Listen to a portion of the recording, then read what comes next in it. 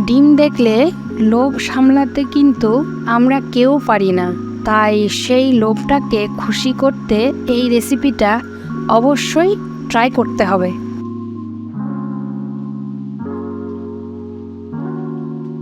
প্রথমে আমি আলুগুলোকে এভাবে ছিলে আমি এইরকম করে আলুগুলো কেটে নিয়েছি, তারপরে পেঁয়াজগুলো কেটেছি, তারপরে টমেটো কেটেছি, আর রসুন আদা এগুলো আমি বেটে নিয়েছি।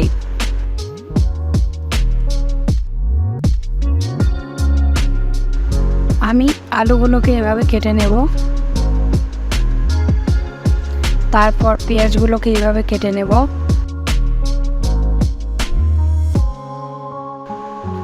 এই পেঁয়াজ আমার কাটা হয়ে গেল। এইবার আমি টমেটোটাকে কেটে নেব। আমি এখানে বড় সাইজের একটা টমেটো নিয়েছি।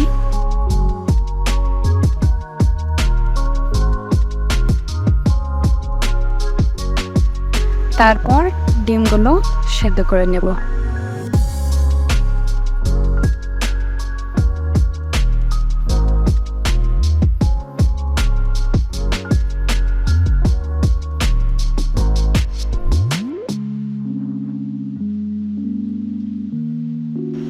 প্রথমে ডিমগুলো আমি নুন দিয়ে সেদ্ধ করে নেব।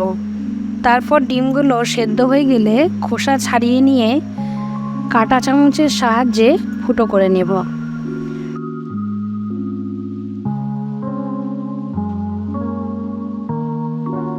তারপর একটু নুন, লঙ্কার গুঁড়ো আর দেব হলুদ গুঁড়ো দিয়ে ভালো করে মেখে নেব।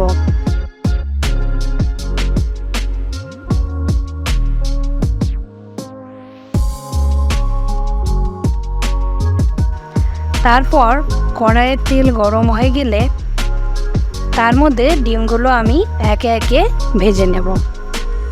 আমি ডিমগুলোকে হালকা করে ভেজে নিচ্ছি, আপনারা চাইলে একটু কড়া করেও ভেজে নিতে পারেন। এবার এই তেলের মধ্যেই আমি দিয়ে দিচ্ছি 5টা এলাচ, একটু অল্প পরিমাণ হিং, তারপর কেটে রাখা আলুগুলো দিয়ে ভালো করে আমি ভেজে নেব। ভেজে নেওয়া হয়ে গেলে আমি আলুগুলোকে তুলে নেব। তারপর ওই তেলের মধ্যেই পেঁয়াজ আর টমেটো কুচি করে কেটে রেখে দিয়েছিলাম সেগুলো ওই তেলের মধ্যেই ভেজে নেব। যতক্ষণ না লালচে হয়ে আসছে আমি গ্যাসের আগুনটা ছোট করে রেখেছি। একটু ভাজা হয়ে আসলেই দেখবেন তেল ছাড়া শুরু হয়ে গেছে। এবার ওর মধ্যেই আমি আদা, রসুন আর শুকনো লঙ্কা বাটা দিয়ে আবার সুন্দর করে ভেজে নেব। একটু ভেজে নেওয়ার পর তারপর দিয়ে দেব হলুদ গুঁড়ো, পরিমাণ মতো নুন। একটু ভাজা হয়ে গেলে আবার তার মধ্যে আমি কাশ্মীরি লঙ্কার গুঁড়ো দিয়ে দিচ্ছি। আবারও নাড়াচাড়া করে ভালো করে ভেজে নিচ্ছি। এটা আমি এমনভাবে কষিয়ে নিচ্ছি যাতে দেখুন তেল বের হয়ে আসছে।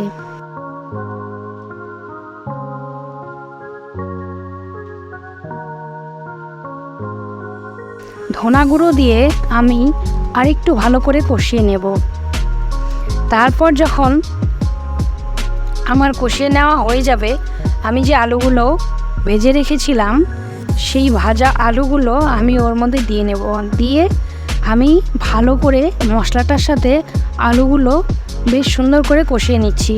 দেখুন ঠিক এই রকমভাবেই হবে, আর আপনারা এই রকমভাবেই আলু আর মশলাটাকে সুন্দর করে ভেজে নেবেন। চাইলে আলু আপনারা নাও দিতে পারেন, এই মশলাটা ভালো করে ভেজে নিয়েও রান্না করা যাবে। আমি এখানে আলু দিয়েছি, দিতে পারেন, এভাবেও ভালো লাগে। আর আমি ঠিক যেভাবে দিয়ে রান্নাটা করেছি আপনারা এইভাবে রান্না করে আমাকে জানাবেন এই রান্নাটা কেমন লাগলো। আচ্ছা, এবার দিয়ে দিব আমি 4 টেবিল চামচের মতো টক দই যে ফেটিয়ে নিলাম, এইটা আমি দিয়ে দেব।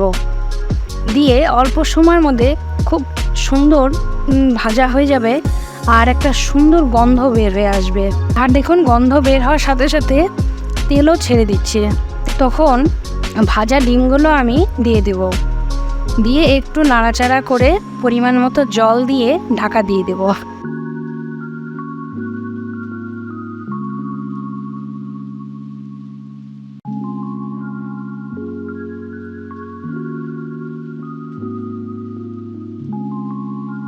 একটু ফুটলেই তারপর দিয়ে দেব গরম মশলা। চাইলে এখানে আপনারা ধনা পাতাও দিতে পারেন, আমি এখানে ধনা পাতাটা ব্যবহার করিনি, আপনারা দিতে পারেন। এই রান্নাটা স্বাদে খুবই অতুলনীয়। আর এই রান্নাটা আপনারা শুধু গরম ভাত দিয়ে না, রুটি পরোটা এর সাথেও খেতে পারেন, সত্যি খুব ভালো লাগে। আর সেসব দেখার জন্য, আমার সাথে থাকার জন্য অসংখ্য ধন্যবাদ। সাবস্ক্রাইব করতে ভুলবেন না, লাইক করতে ভুলবেন না, আপনাদের প্রিয়জনদের সাথে শেয়ার করতে ভুলবেন না। ধন্যবাদ।